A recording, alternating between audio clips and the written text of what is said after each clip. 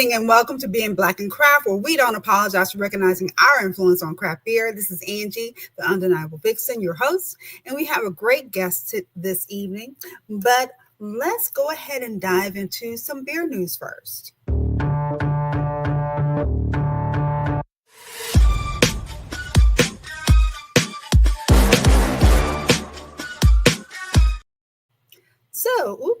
Let me add this to the stage. Okay, here we go.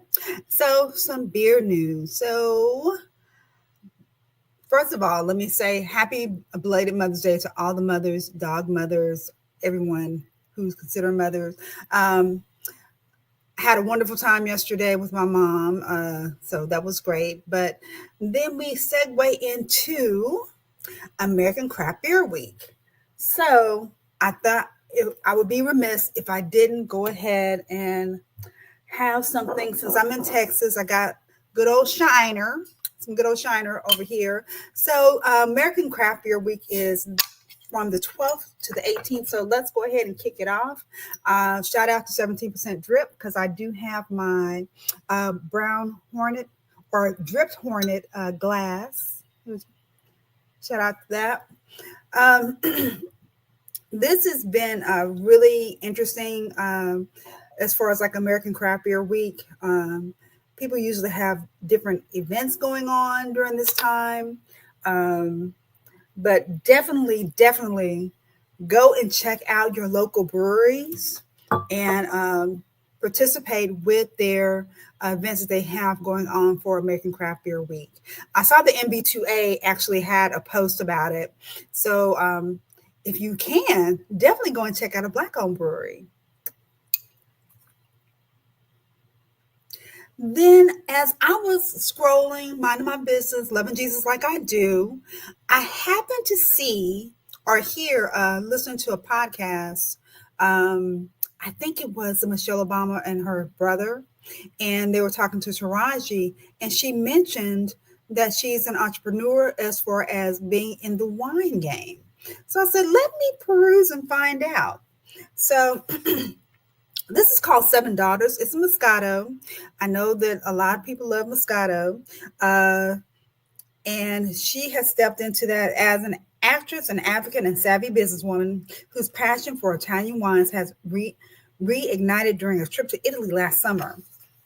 Seven Daughters and Taraji is a tribute to the powerful women whose love and support have propelled. Where's my stuff? This is because I have my beer in my hand.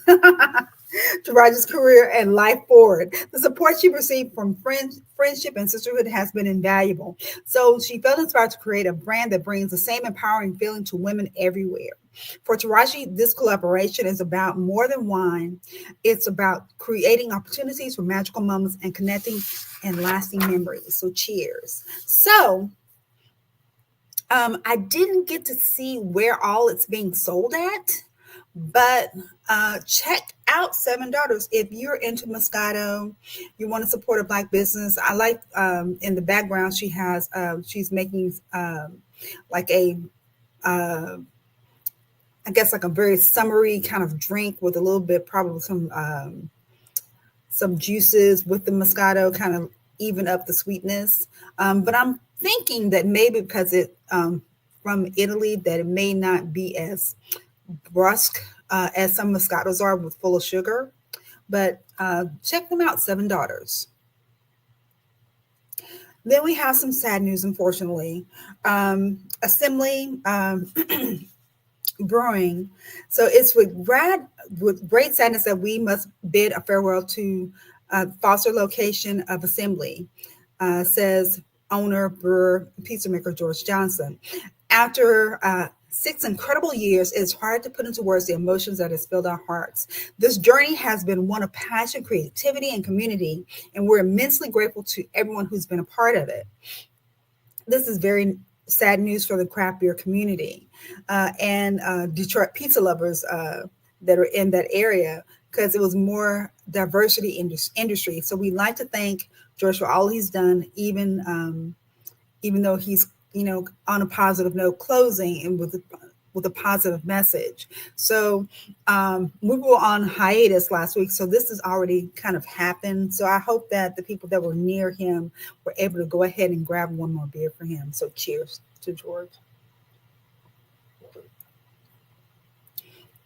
Then, if you happen to be in the Dallas area this coming Thursday, meet the maker Dawn O'Neill. Looks familiar? She's a friend of the show, New Dawn Distilling. So she's going to be in my neck of the woods at the Algiers Club, and it's like $55, and they're going to have food.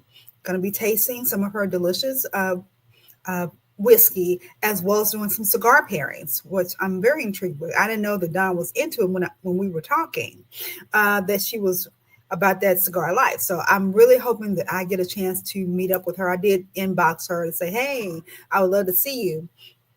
So I'm going to try to make my way over there on this coming Thursday. Then another friend of the show, the Ware, if you remember her, she has so many hats. She's a creator. She's a fashion icon. She does designs, and she's also an artist.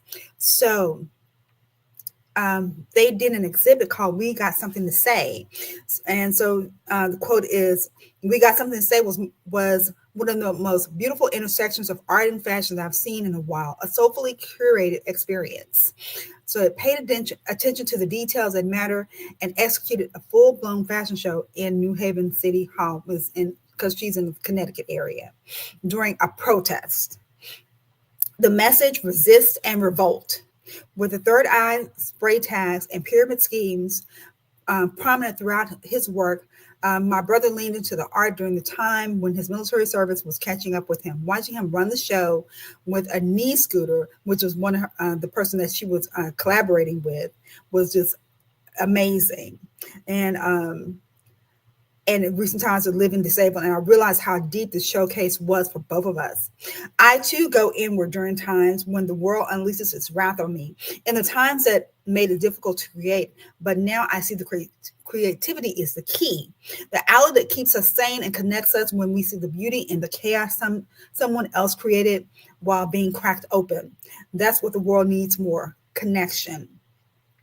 And so I wanted to show the piece that's in the background there. So she went and saw Sinners like very, very early.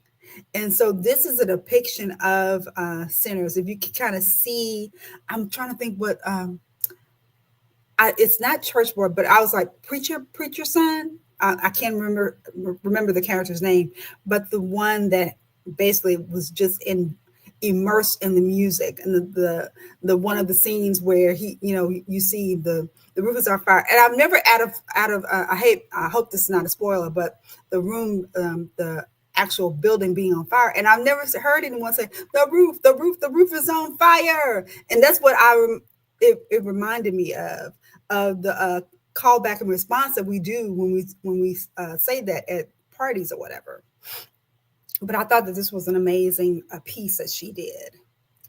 Then, of course, I was continuing on, trying to get a little nuggets of Crafted for Action, this event that will be going on during the week of Juneteenth. So since we have the guests on, I might as well shout out Mead, the black sheep of craft beverages. So it's going to be Ray Adams and Whitney Jacket. And I'm probably pronouncing her last name wrong, but they're going to be on June 20th. So that's a great show to catch, and make sure that you have gotten your tickets. I believe even she's also did like different packages, or some new packages that are out there. So if you do something that's in person, you most definitely want to make sure that you get your tickets and curate your own adventure. That's one thing that I think is so amazing about Crafted for Action. But if you can't make it, you can always watch it online, of course. Then this mess right here. Let me put my glass down. This stuff right here. Woo! I just can't tell y'all how I feel vindicated telling you, especially when I'm working, how people go on and on about Don Julio and Casamigos, how, oh, that's all I drank, it's this and that and the other. And it's very over commercialized. And to find out that they all in a little bit of trouble. They in a little bit of trouble. So a class action lawsuit claims Diageo, the company behind Don Julio and Casamigos, knowingly allowed these products to contain alcohol from sources other than blue agave plant. So for the company that I work for, um, they use only blue Weber agave, and that is something that people who are tequila lovers or tequila snobs, they know that that is like the best tequila, blue Weber agave, because it's coming from the plant, is nothing being manipulated with it. It's just truly grassroots steps as far as making the tequila. Tequila is not supposed to taste like bubblegum. Tequila is not supposed to taste like lemonade, but that's what people like because they like those flavors and things like that. And that's fine, but just don't say something that it is when it isn't. And they're going to be in a lot of trouble if the claim, because it's all allegedly, let me put that allegedly. But if this claim comes out to be true, will it really affect them? Probably a little bit, but for the most part, people that like to say that they flossing or they got money they want to spend and they want to have a big bottle when they're at the club, they're still going to pick that because it's a high end thing and the commercialness of it.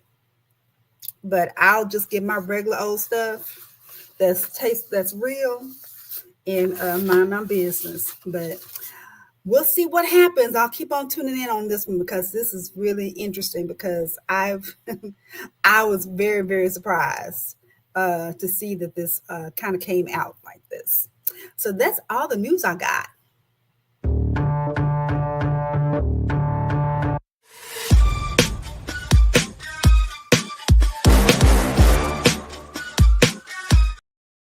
So let me go ahead and get my guest. Well, hello. Hi, Ray. How are you? Hi, how are you? I'm awesome, awesome, awesome, awesome. So we are thrilled and excited to have Ray Adams, who is a visionary behind, and I want to make sure that I'm saying the name. Is it Whirloom? Weirloom. Whirloom. Okay, I was close. Whirloom. Honey, and the thriving business built behind bees, craft mead making, and the power of perseverance. So Ray isn't just an entrepreneur; she's a trailblazer in the industry where women of color are still fighting for visibility.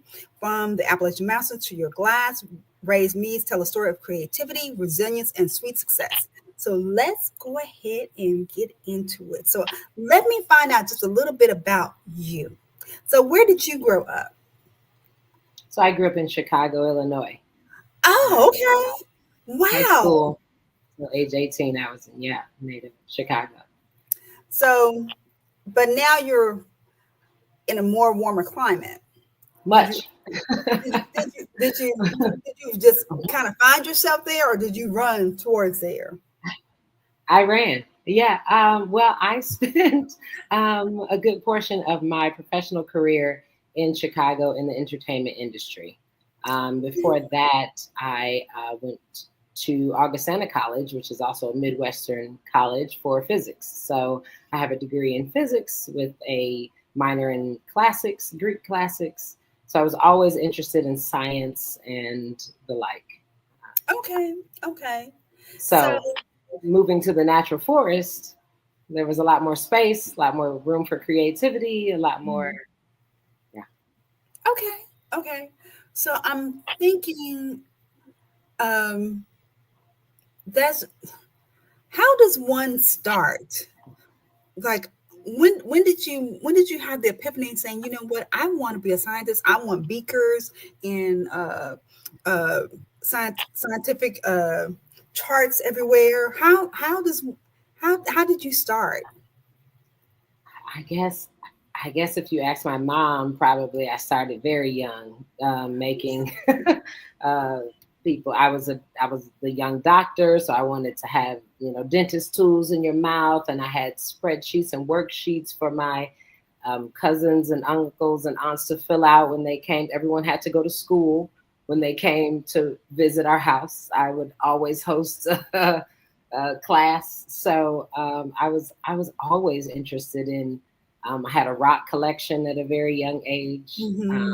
so I've always had a niche for science, and the art versus science balance is something that is absolutely necessary in craft. So Okay, okay, okay. Wow. So from science to entertainment. So how did that transition? How did is science in the entertainment well, industry? in bartending, it's absolutely mixology. Okay. I was a bartender Okay. for 11 years, sort of somewhere in there, 11 years or so. And so there's a lot of mixology and knowing which liquids are heavier than others and which ones are. So there's a lot more, you know, science than we give. Someone wrote those recipes, but if you can now craft your own recipes, now you've tapped into the science part of the bartending and the mixology. And my father was an entertainer, so he was a Chicago blues musician for 40 plus years, and so that's Okay. how I initially entered the entertainment industry and found out that there was a lot of science going on there too. Were you doing background vocals? No, but I used to introduce his band as a young person. Okay. I used to, Okay. Okay. yeah. Okay. So is there anything like when you thinking about when you were bartending, was there something that someone asked for that you just immediately in your head just kind of rolled your eyes like, oh my God, I gotta do this? No.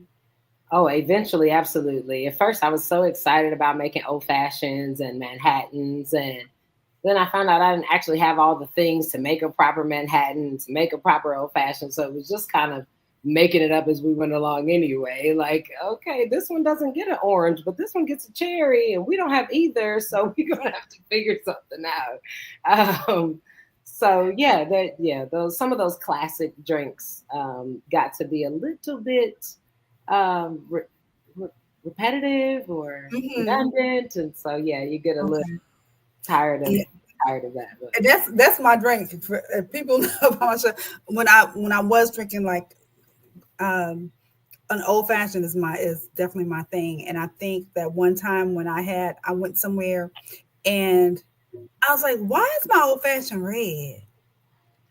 He he poured all I the had a cherry juice. grenadine, and they were trying to No, create something. he poured the cherry juice. He said, "Oh, I thought that you wanted," because he thought that I wanted a girly drink, and I was like, "No, I want real liquor." But I'll never forget it. It was because it was like I said, "Can you just give me a shot of something?" But okay, okay, Why is it red? That's great. Yeah. it was just This really great. past year, I finally had a Manhattan in Manhattan, and I was so excited about it. Oh, I was over the world. yes.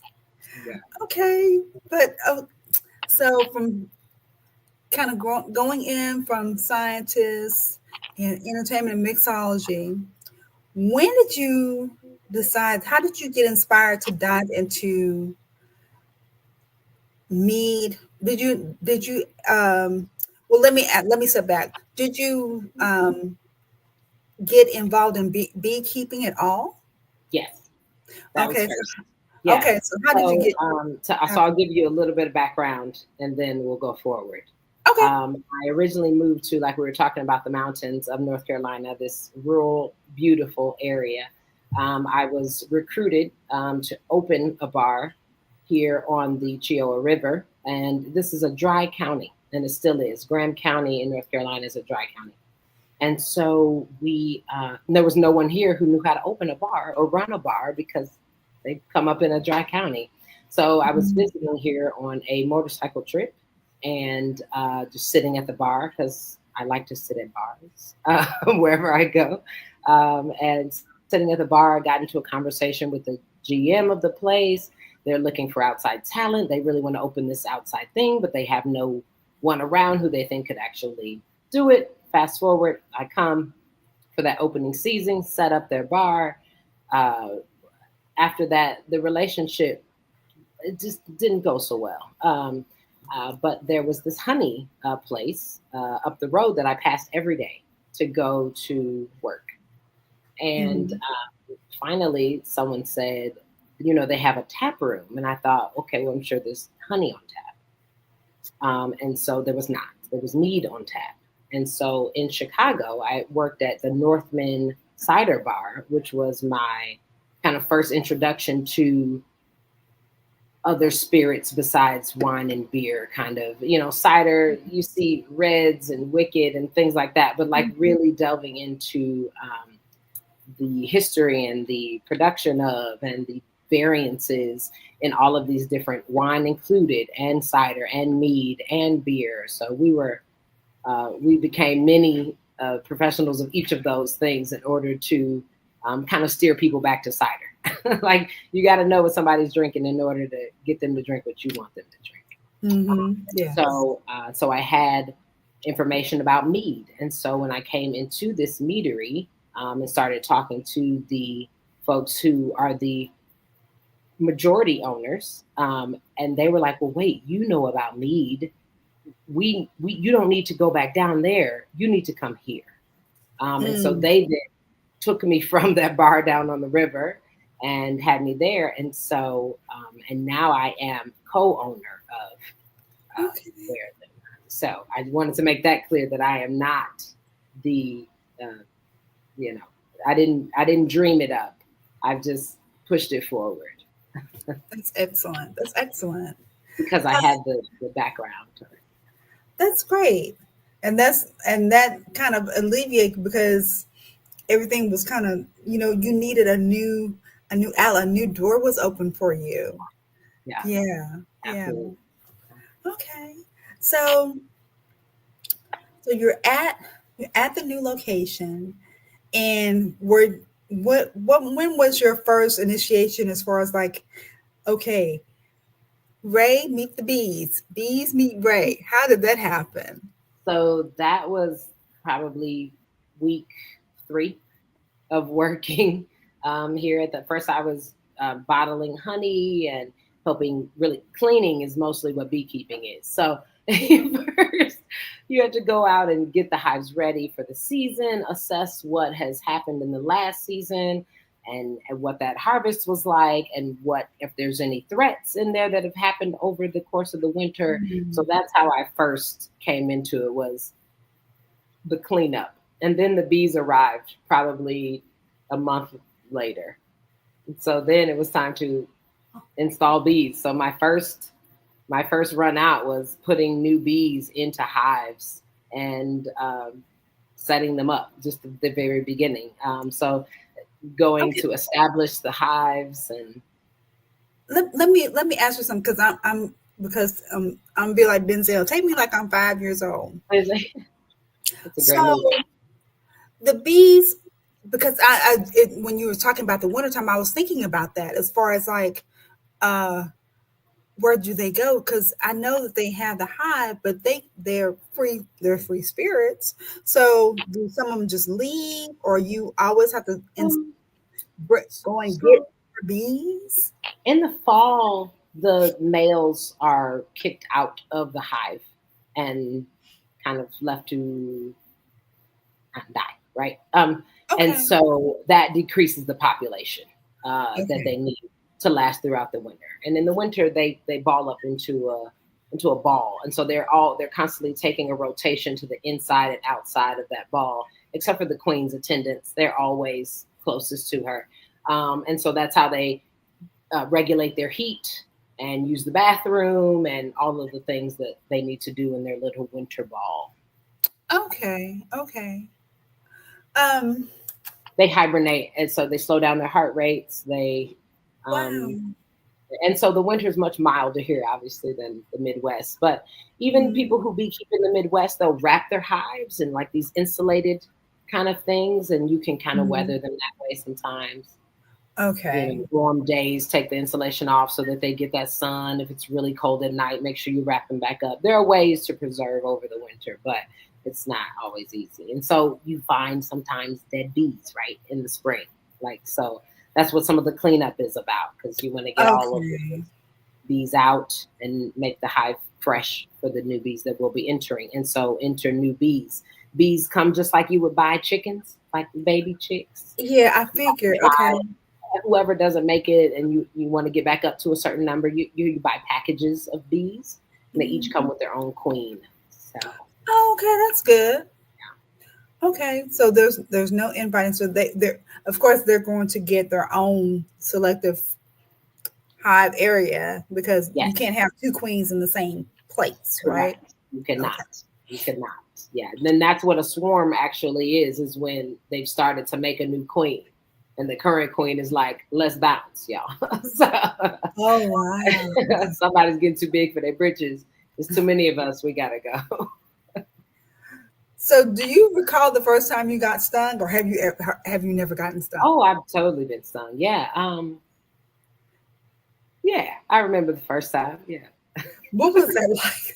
Uh, That's my one thing. I was like, yeah, I'm not good. I'm not so good. honestly, in the moment, you're like your adrenaline and you're moving, you're maybe carrying something heavy that you can't drop. There's no like, you just kind of, I mean, we done all had piercings or a bite or something before. Like, it sucks, but it's not the end of the world.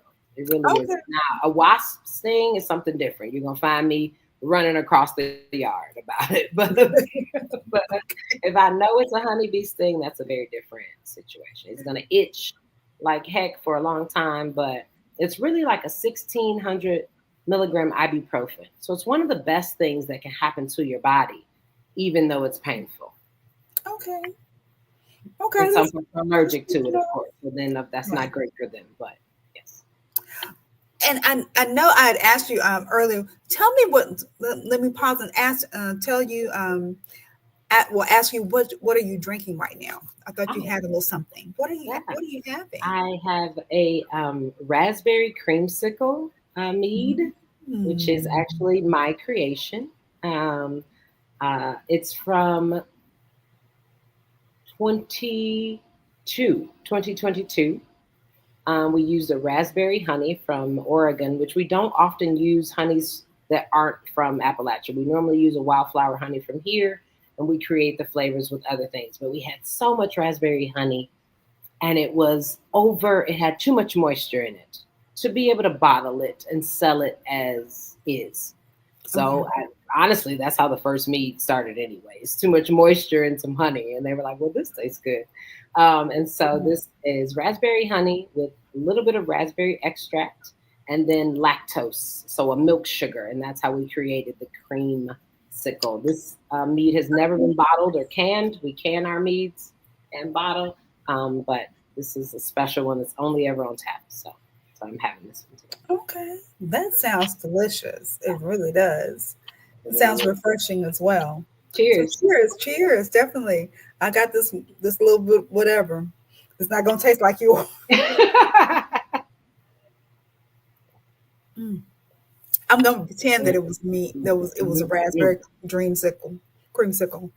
So as you have began in the business, I want to know how your journey has been as far as being in the spaces as a woman of color in the meadery, because I think like for where I'm at, there's only like one, maybe two meaderies, and have I really been there a lot? No. No, right.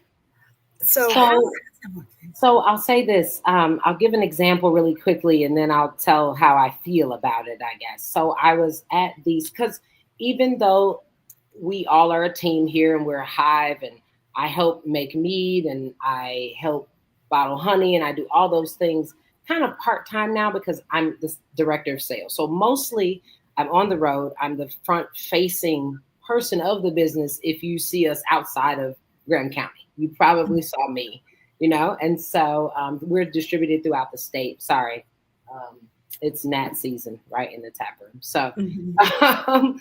um, so most people see me. And so I was at the Piedmont Farmers Market, which is the middle of North Carolina. We have three distinctive regions here: the mountains, Piedmont, which is flat, and then the coast, ocean side.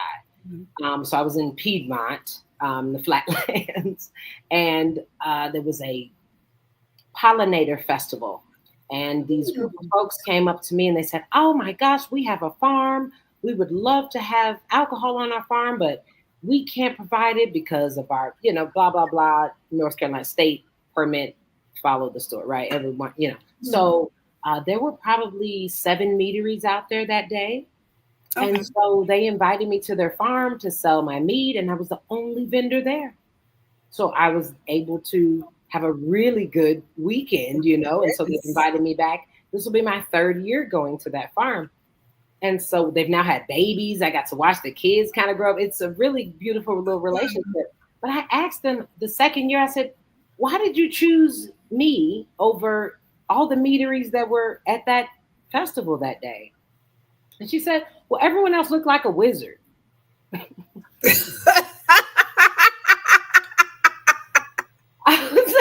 Well, she's like, "Yeah, they were either dressed weird or they had beards that were unkempt or their hair. I just Mm. could not feel comfortable. It's not what the vibe I wanted at my farm." Mm-hmm. So I came across you and I thought, what a breath of fresh air. If this is and also my meat is dry and not sweet. So real Yeah. wine drinkers, real beer drinkers, whiskey drinkers, people who like to taste a little bit of the alcohol like my mead more than other meads that are like back sweetened and give a little more of that heavier syrupy kind of vibe. I Dessert can, wine, shall I say. yes. Is not Yes. dessert wine. So Yes. yeah. I can attest to that because I had the pleasure of having some, and Oh, it was different. When in at SummerCon. Otakon. Yeah. So yeah, I was just like, this is good. I like this. And it wasn't overly sweet. It was a nice balance drink. Thank you. Because I don't want Polly Pop. I don't want, Right. Kool-Aid. You Right. know, I want something that's gonna give me a little bit of, let me know it's got a little punch to it, and Yeah, and be refreshing and enjoyable to drink. So absolutely. yeah. Yeah. So And yeah. so being in all those wizard weird spaces, I often find that people who are looking for a little a better conversation or something that a little more in depth come to my booth. And so or like being at CiderCon. So luckily I was able to meet you at CiderCon, which was such a pleasure. When it was in Portland, Oregon, I'm just going to speak candidly. I was so elated. I was a scholarship recipient.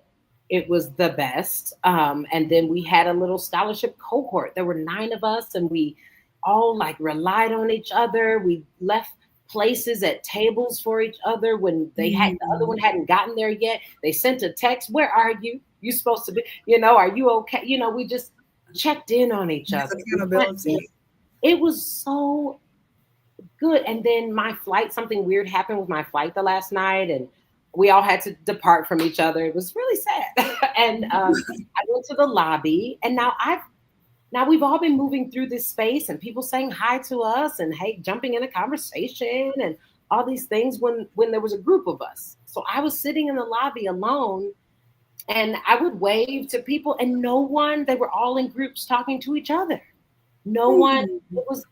it was the soloing moment that I was like, this is why they had to create that. And it was Olivia Paneer who actually created this. Olivia. Oh my gosh, a family. She didn't make us bond. We just bonded. The ones that got Yeah, sick, and then we still have a WhatsApp to this day that we talk to each that's other on. awesome. And I always wanted to go to CiderCon, but I didn't know how um, of an individual I would feel until my cohort wasn't there anymore. And Mm. so, yeah, it kind of feels like that. You're in Mm. the room and no one is actually having a conversation with you, Yeah, but you I get can, into that yeah. room. So Hmm. And I guess, I mean, that is really I guess they really kind of known or knew that that possibly would happen. So that's why they kind of had the cohort for that reason, Yeah. because I can see the same thing happening with me, being introvert.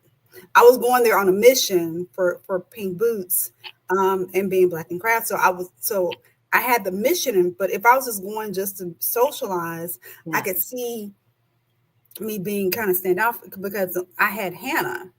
I knew Hannah. Yeah. If I didn't know Hannah, I would probably been like, I'm going to my hotel room. "Hey, yeah, y'all let me know how it was, okay?" So Yeah. yeah, Yeah. so it's So definitely a need for to have that, to have that one person to kind of strike up that conversation and bring someone into the fold. You need some that anchor to bring people into the fold, and then it kind of spreads out because so she brought me to I'm reaching out to this other person, and it continues on. Yeah. So okay. yeah, in our group, we had a chef, we had general manager of a cider. It was just such a great, interested group. A friend and I, we went to a yeast class. And so Olivia was like, I can't even believe my cohort, they go to a yeast class. So it was, yeah, remarkable experience. And then I just went to CBC Yes. without So this buffer or balloon of so how brownness was around me. so how was that? How was that experience? Because that was your first time, right? It was. It was my Okay. first time at CBC. Yeah, it was a great experience. That trade show is, whew, you could get lost. Yeah. A few days to make it through it all. I mean, it's like 5 times what CiderCon is, Hmm. and so many places to get alcohol. I mean, just slow down. I was like, the first day I went head in, and I should not. I went to the booths by who had beer, and then, then the next day I went by what I was there to look for, what shop for. It's like, let me go ahead and get to work. Hold on. Candy store. Yeah, it was awesome. But then we went to a cider meetup, and Mm. um, I'm not going to say obviously who, but a CEO of a cidery. I volunteered to get to CBC, so that's how I got there for the discount for the low, right? Like I Okay. couldn't pay swing the 459 or the 659 or Yeah, it's up there. I think we have a little bit of buffering. a different way. Okay. So I volunteered. So later on, I had on my volunteer badge, and the CEO from a cider was like, "Oh, well, how does a volunteer for CBC wind up at the cider meetup?"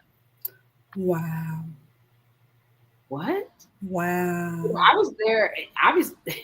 How did I even know where it was? What's happening? What's like? What kind of question is that? I was like, "Oh, I'm the director of sales for a meadery in North Carolina." I was like, "Wow, what a question!" And I talked to a colleague that I was there with, who's the ED of one of the things that was putting it on, and she goes, "Well, sometimes those folks are just those folks. They talk like that to everyone." So I was like, "I guess I'll just Mhm. okay." You've Don't make also it been treated right, exempt. Yeah, that doesn't make it okay, but I because guess you never know. yeah, You never know what. I may be a volunteer, but my dream is to do such and such. My dream may have been to meet you. yeah. But how to open a conversation that way? It Right. just seems so. Oh, where are you from? Nice to meet you. And I had my little Pink Boots Society sticker underneath it. Thank goodness, because probably if not for that, which thank you for lifting Lucy for my Pink Boots membership. Absolutely. Yeah, because I was Absolutely. able to go to that meetup as well at CBC, which was great. Awesome.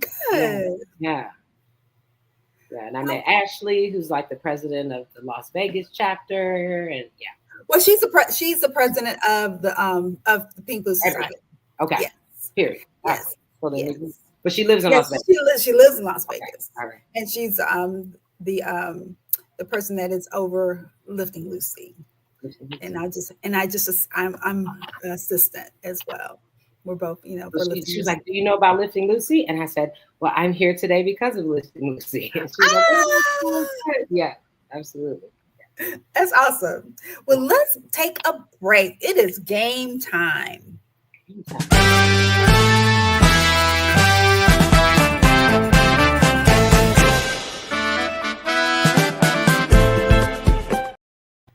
So,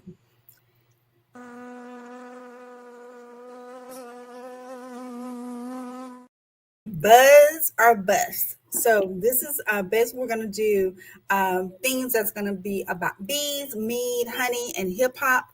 And the rules to the game is basically I'm going to read you a statement.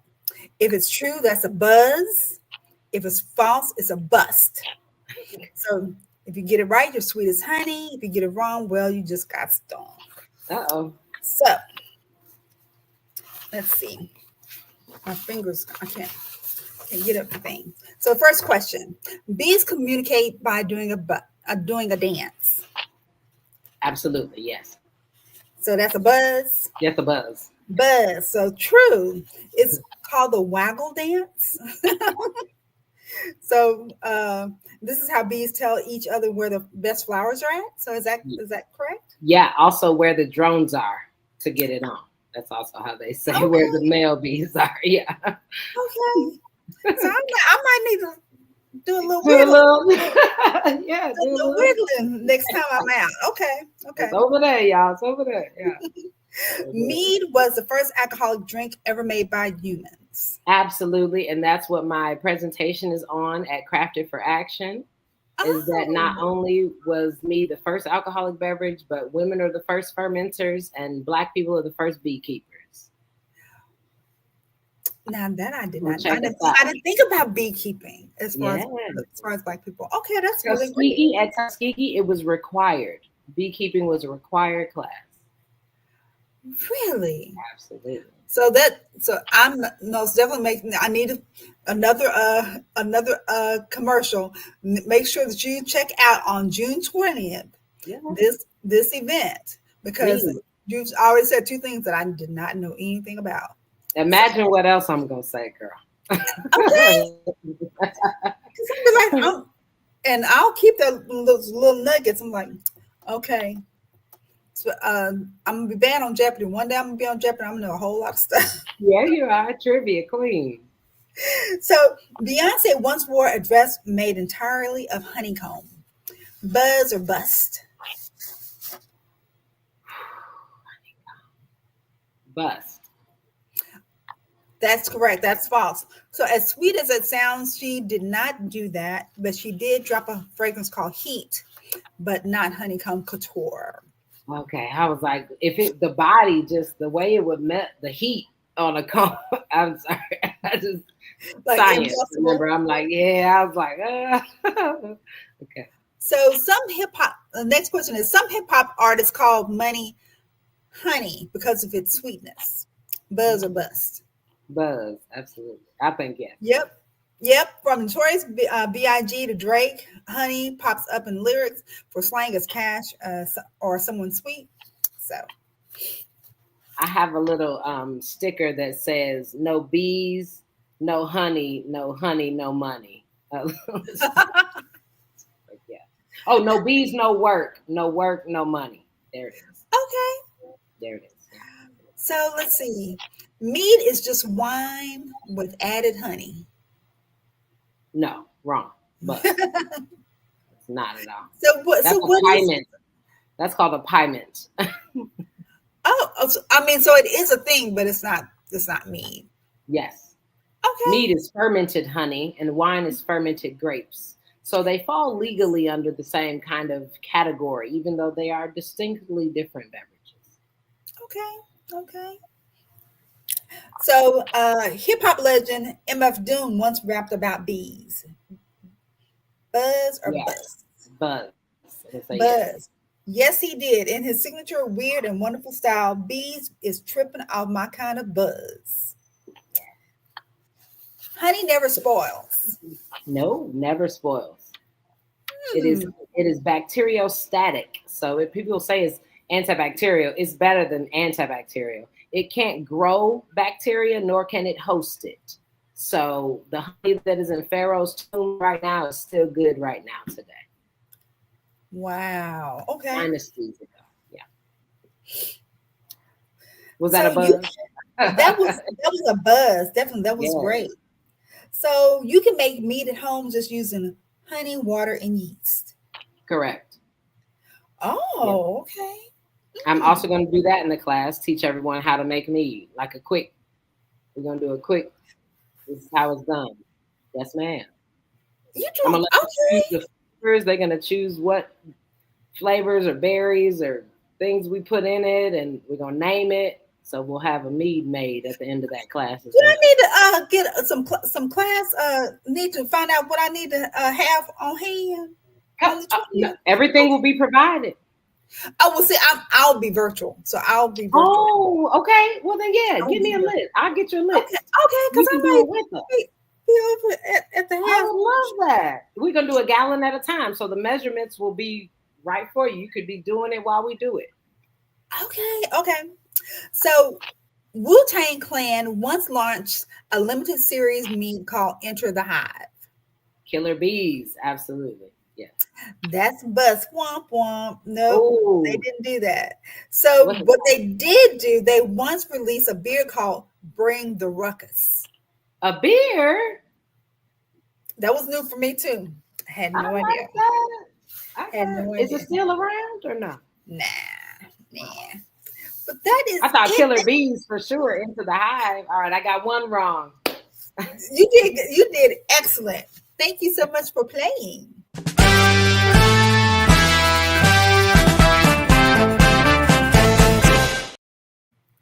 That was awesome. Um, so tell me more about I guess in a short version, you're as far as I mean, basically what you're going to be doing on the 20th to help walking people through making mead. So, what can you walk us through the process of how you would get to making mead? Yeah. What I'm primary, I mean, the three ingredients: water, honey, and yeast. So that part we know, but it's more about like how they relate to each other. So we're going to talk about local honey, local water, like getting the water maybe from a spring that's Mm, near the honey source that you also use, and how those things, terroir, yeah, as it goes. Everything, if it grows together, it goes together. So if you can kind of about resources, really, how you a best practice, really, because you can get it from anywhere. If you start anywhere, that's what make me. Period. That's the point. But if you can, and then the difference between wild yeast and cultured yeast. And on the mhm, slide, I tell you, it's just like your cousins. You have wild cousins and you got some cultured cousins. Like you don't know the wild ones. It might be a great time, but you don't never know what's going to happen. what's going to Right? happen? Right? It's going to be a good time. But the cultured Mhm, yeast, you can kind of predict what the outcome is going to be. At the end of the night, they want to read a book and have a glass of wine. You know what I mean? Kind of like, so that's so just bringing the world's oldest fermented beverage back into the conversation is mostly what that class is about. Like connecting. It is not all Vikings and wizards and Celtic lore. It's older than that. It's blacker than that. It is, mhm, Egypt. Think of, if you wear an ankh around, you need to be drinking mead, basically. If mhm. you are studying Kemetic symbols, you need to be drinking mead. Uh, so that's really where I want to attach it to a different culture. I want to write a different narrative, or Yeah. or at least share a different narrative because it's already written. It's just not written where we can access it. But Mm, it's carved in the caves. It's in the hieroglyphics. It's been there as long as we've been there. The first sweetener is honey, and no one disputes that. mhm. So the mead the wine they talk about in the Bible, that's mead. There were no one cultivating and smashing grapes. They didn't have. That's not what the vats were for. They used wines. They used skin of animals that already had natural yeast in it. So those are wild yeast cousins. So they didn't have to like dosed and all this stuff. There was water, there was honey, and there was yeast. Mm-hmm. And also the ambrosia. It's a tribute to the gods. It started as a salute, as a, something that you shared with your the gods that you worshipped.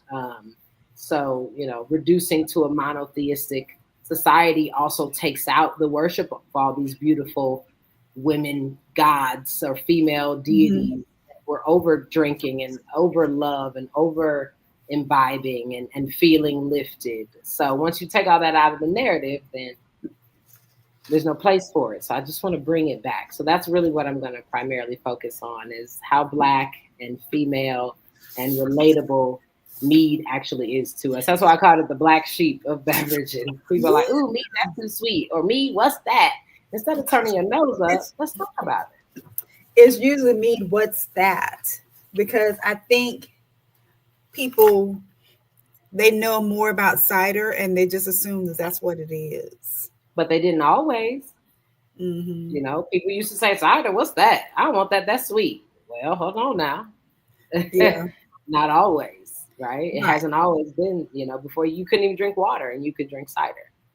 If you go back into the history of Americas, the apples, the forefathers, that's what they drank was cider. So, That's awesome. So I want to. I'm trying to think of the one um, offering that you had at the table at CiderCon. It was basically almost like the King of Beers. It was ah, had what was that called? I forgot. be wiser. Be wiser. Yes. Be wiser, yeah. So be So yeah, it's the Queen of Meads. We were inspired by a Super Bowl. That's also another one of my creation. As a Super Bowl ad where they were, oh, can I have 30 Bud Lights? And one person was like, I'll have a mead, and they were like, all right, 30 Bud Lights and one mead, and they were like, oh, well, do you have an artisanal mead? And they were like, okay, 30 Bud Lights and a guillotine, please. So they were going to chop off his head for asking for a mead, and it was this old style kind of commercial. So we were like, fine, we made something for the few and not the many. So we put that on there too. For the few and not the many. The queen of meads instead of the king of beers.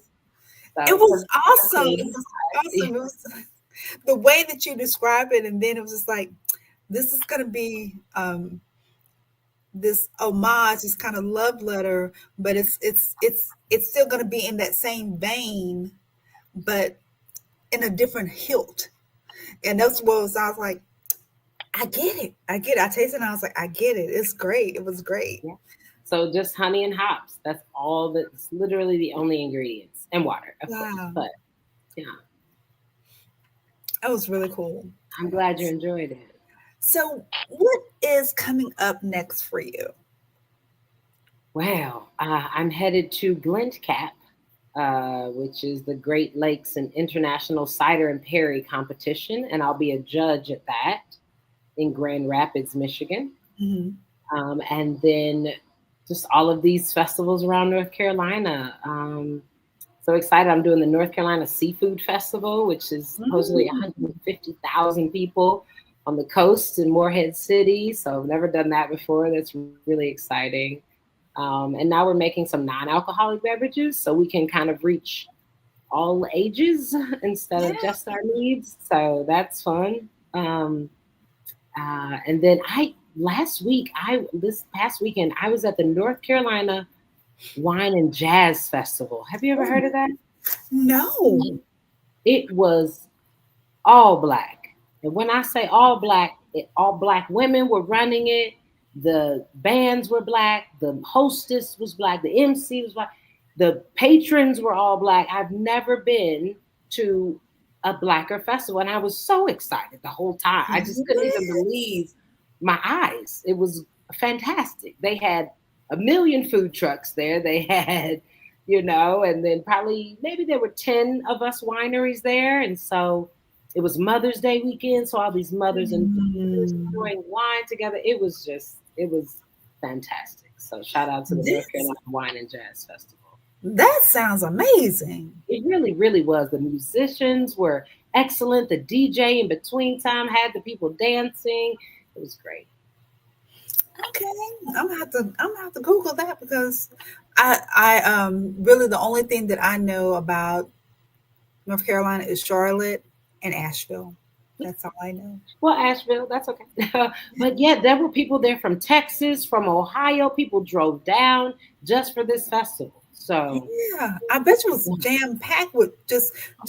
So you bring lawn chairs, you kind of just hanging out, or is it they like? had seating there, all or you could bring your lawn chairs because people want to Mm, stretch out. So they had their yeah. yeah, either or, and it was Okay. on a piece of water, so there was this beautiful Nice breeze. background. Oh my Yeah. gosh, yeah, it was. It was. Wow. I'm so happy to be invited. I don't even know how I got invited to it. I was just so excited. You being amazing. That's how you got invited. That's Like, how. let's go. Yes. Yeah. Well, Ray, I've loved and enjoyed everything that you've shared with us. Everything has been just amazing. I've learned so much. I knew I was going to learn something because I knew, I mean, just this little bit about meat, and I think I probably, and that's probably iffy. But I really, But really now you do. I feel like I do, and I'm really excited and elated to find out more about our history and how we are invested in meat and how we are, the front runners and forefathers, foremothers of meat. Yes. So that's Yes. amazing We to know are. that. Yeah. Yeah. So Well, thank you so much for having me. I appreciate it, and I just give me a one moment. I'll go ahead and sign off. But thank you again for coming. Thank you for everyone joining in for being Black and Craft. We don't apologize for recognizing our influence on craft beer or mead. Yay. And y'all have a wonderful, wonderful night.